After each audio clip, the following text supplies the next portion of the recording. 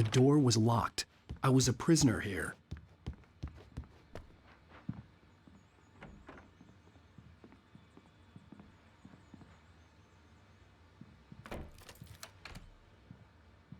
Good evening, Alan. Are we feeling better now? Feeling calm? Yeah, I see you brought your pet gorilla with you. So sure, I'm calm. I get the message, loud and clear.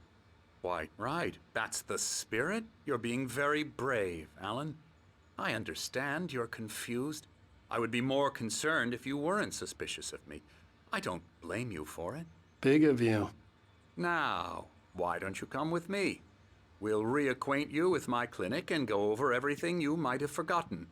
Little walk and some fresh air? Yes, it will do you good. This corridor is for patients. Most of them aren't here right now. Jack took them out for a fishing trip, except for the ones who are particularly vulnerable, of course. I encourage creativity as a part of the recovery process here at Cauldron Lake Lodge. I specialize in treating artists. I bet you do. Splendid, Alan. I honestly believe we can get this thing under control if we work together. This way, Alan.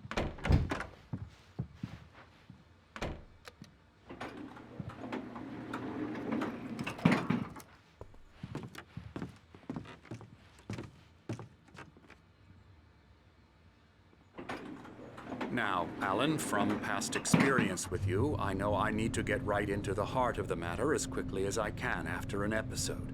So I'm just going to say this. Alice is dead. No. You're in a very vulnerable state until you understand and accept this. Alice drowned, and you couldn't face that.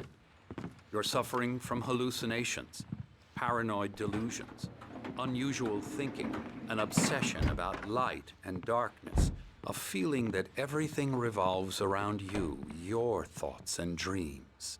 Your mind has constructed an elaborate fantasy scenario in which your writings are affecting reality. She has been kidnapped and supernatural forces of darkness are trying to stop you. We go this way, Alan. I wasn't ready for another shot, so I went along with it. He had to be lying. But under the influence of the drug he had given me, I had to fight not to believe his words. It's all in your head. You've been making it up. Apart from the tragic accident with your wife, no one has been killed. Your delusions are just a manifestation of your subconscious mind trying to protect you from the too painful truth. Unless we fight the fantasy, it will return. I know the instinct is to resist me, but think about it. Doesn't this make far more sense than the insane supernatural conspiracy you have concocted in your mind? You're a skeptic by nature, Alan. We both know this. Everything can be explained logically.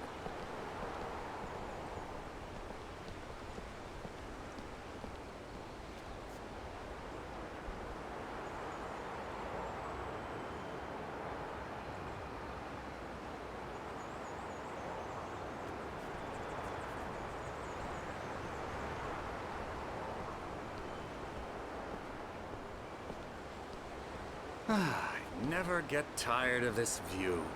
Very inspiring, isn't it? Cauldron Lake spread below us. I could see Mirror Peak on the other side of the lake. I thought I could make out the spot where Diver's Isle had been when I arrived with Alice. Now there was nothing but waves. It seems there's a storm coming. Funny, I don't recall there being a mention of that in the weather forecast. Well, no matter. This way. Follow me. Alan, what I'm telling you is good news. Right now, we're in control. Every time you have a relapse, it gets more and more difficult to resurface from the dark depths of your imagination. Not surprising, considering your profession. Imagination is what you work with.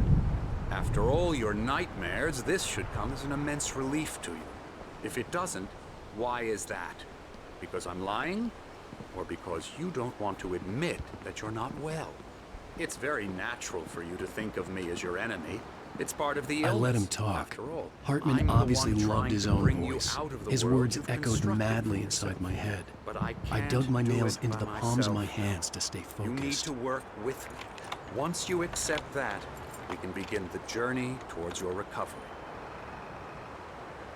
Come along. Let's go inside.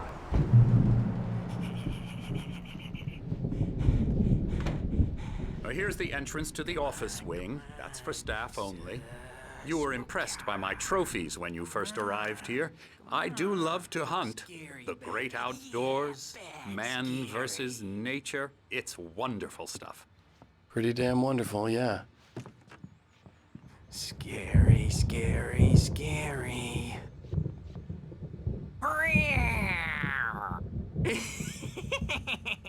Emerson.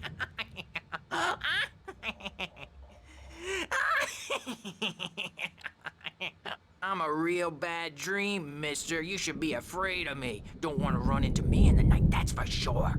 Please, Emerson. Mr. Wake is confused enough as it is. Yeah, you'd like me to go away so you won't be scared. But you can't just decide what kind of dream you have or when you have it. Emerson. Okay, sorry. Boo. That's Emerson.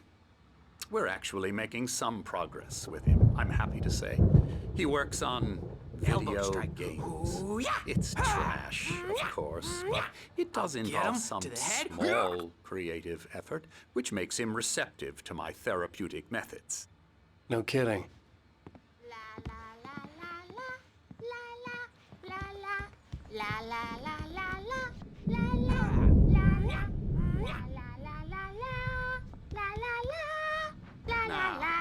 You might have noticed the typewriter in your room. You've been writing as a part of the therapy. As soon as you feel up to it, you should continue.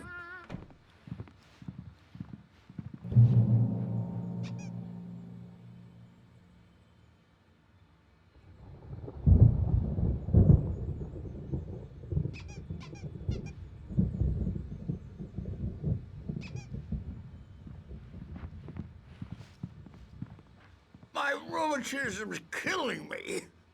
There's a storm coming. Oh, what a storm. I hope it wipes this place off the face of the earth. And these two are the Anderson brothers, Odin and Tor. They had a, how should I put this? A heavy metal band in the 70s and 80s called Old Gods of Asgard. They even adopted new first names to complete the image of Viking gods. After the band broke up, they lived on a farm nearby. They are, well, in advanced stages of dementia. They're well cared for, TLC and all that. There's nothing more that can be done. I'm afraid that the rock and roll lifestyle has left its mark. Oh, that won't do. I'm so sorry to cut this short for now, Alan. The power has been acting up. I'd better go check on it. We'll continue this soon.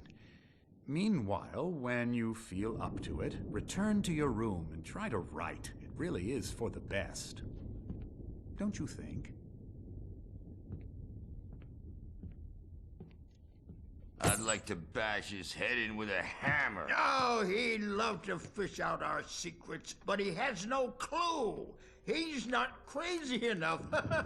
Not crazy like us, Sonny. Yeah! Being crazy's a requirement, Sonny. Who else could understand the world when it's like this? It takes crazy to know crazy. That's the sanest thing I've heard in a while. Zane! You're all right, Tom. Hey, we like him, don't we, bro? He's got to go to the farm. The Anderson Farm. Valhalla! We wrote it all down, lest we forget. A crash course. All you need to know to get your head right. You need to find the message. Here, Sonny, here's something for you. Gave me a rash, but I kept it safe from these bastards. Zane could feel the poems, taking form, shaping things. As he experimented, he imagined he could almost feel the power surging through the keys of the typewriter. It exhilarated him. But there was fear, too. If not for his young assistant Emil, he would have given it up. But Emil convinced him otherwise. He too had a way with words. My head was clearing up, or according to Hartman, I was sinking back into the fantasy. I was convinced he was lying to me about everything. Crazy or not, the Andersons made more sense.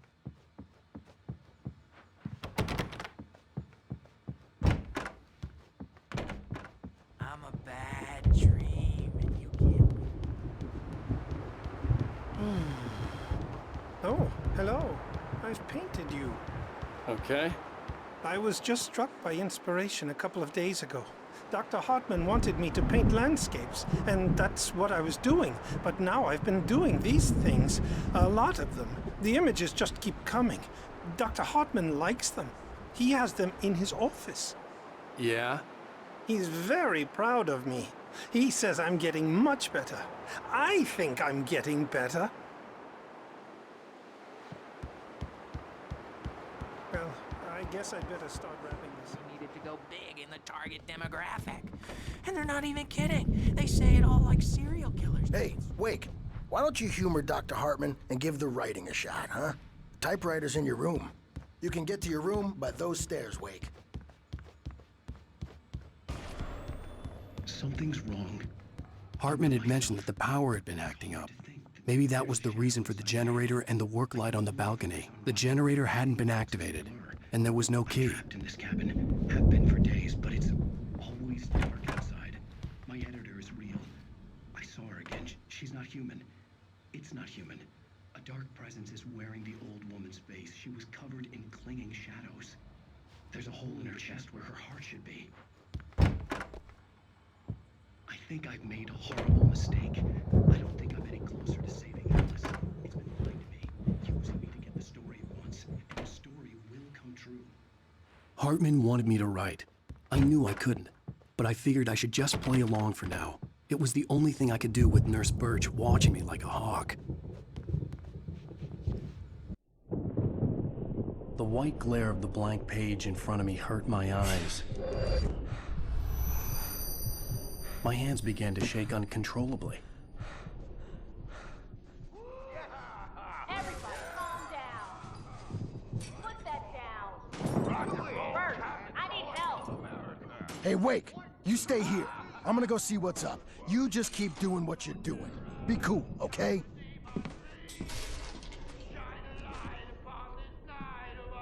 I didn't know what the chaos was all about, but it could be my only chance of getting out of here. Where the hell did he get a damn hammer? I don't know. Hammer's up. Here's a friendly poke from Mjolnir, wench. Hartman kept talking, giving Barry the grand tour, clearly proud of the place. He went on and on about his hunting trophies, and Barry was impressed. But he was here on business. He raised his voice, cut through the monologue. Hey, Hartman, where's Al? Hartman stopped in mid-sentence, annoyed at the interruption. He nodded at the hulking orderly standing nearby. The man smiled and clapped a practiced hand on Barry's shoulder. Oh, afraid of the crazy brothers, are ya? Not so weak now, are we? Well, things are unraveling fast, aren't they? Ha ha! Nah! Ah, ha, ha. It's my storm. I'm taking it. We're on a comeback tour, baby!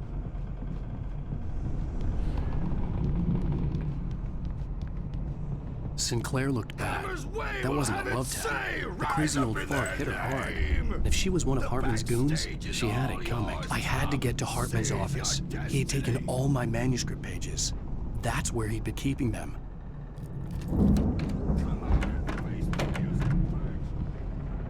The markings on the tape said they were recordings Hartman had made at the sessions with his patients. I saw Alice's name on one of them. For a moment, I couldn't breathe right. Hartman wasn't happy. Mott could see it in his eyes. He quickly lowered his own. He had made a mess of it, and he knew it. The shame of failure was hard to bear. He hadn't expected Wake to say he needed more time, and he blurted out 2 days, less than Wake had asked for to show him who was in charge. But that wasn't part of Hartman's plan. Now, Mrs. Wake, can you tell me about Alan's problems? He's more and more out of control all the time. The parties, he's so angry all the time. He's getting violent. Do you mean with you? No, not with me. No, never. Sometimes I almost wish Alan would take a swing at me, because at least that'd lead to a conversation he couldn't just march out of. But no. Alan doesn't really sleep. And the work, well, he's not writing at all. He sits there for hours and just gets more and more frustrated. And I can't talk to him. Yes. Tell me, Mrs. Wake, what would you say to him if he'd listen? I don't know. I want to say, I look at you, and it's not you. Just some stranger who resembles you. Looking out from behind your eyes, and I don't like that guy much. And now it's all gonna go to hell. But you don't ever say this. No.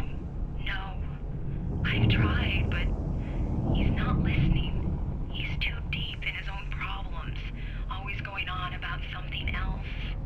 I'm so afraid I'm gonna lose him, and we're not even talking anymore. He doesn't let me in anymore. He just keeps me in the dark. I'm so alone here, even when he's home. Please help me, Doctor, because I'm at my wit's end. Well, if you can just get him here, I'll absolutely do my very best. Yeah, but Doctor, you need to be careful with him. He's not just going to listen to you and cooperate. He's the most stubborn man I've ever met. Well, I'll be sure to bear that in mind. Hearing her voice, what she was saying made me happy and sick and guilty all at once. Worst of all, I recognized the words. The phone call from her. It had been a cut-up of this. Just a recording. The photo on the wall caught my attention. In it, the clinic staff was standing outside the lodge. I knew the man next to Hartman. He was the kidnapper. Hartman had been playing me all along. Barry? Ow! About time! Barry, man, am I glad to see you. We need to get to Hartman's office. It's right next door. You okay?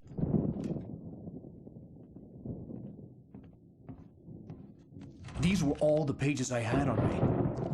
And more.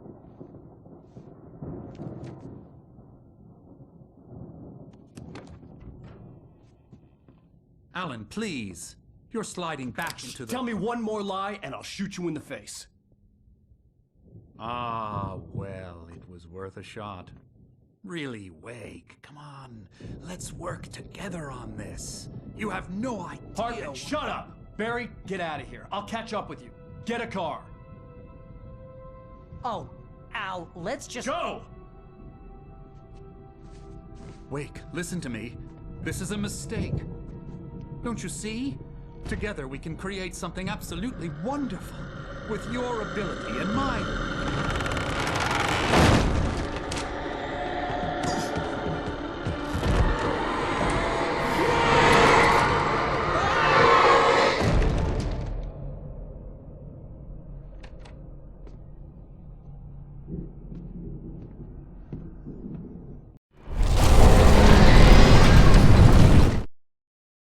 Hartman followed the fall of Alan Wake with his binoculars. When the rider hit the water, he ordered Jack to take the boat to him. The spot was easy to see in the dark, even with all the extra lights in the boat. The flare floated and kept burning even in the water. Jack turned the radio louder as the engine sputtered.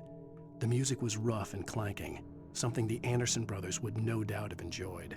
But Hartman chose to ignore it. Wake was finally within his reach. Presence was on me in a moment. I had to find a way out.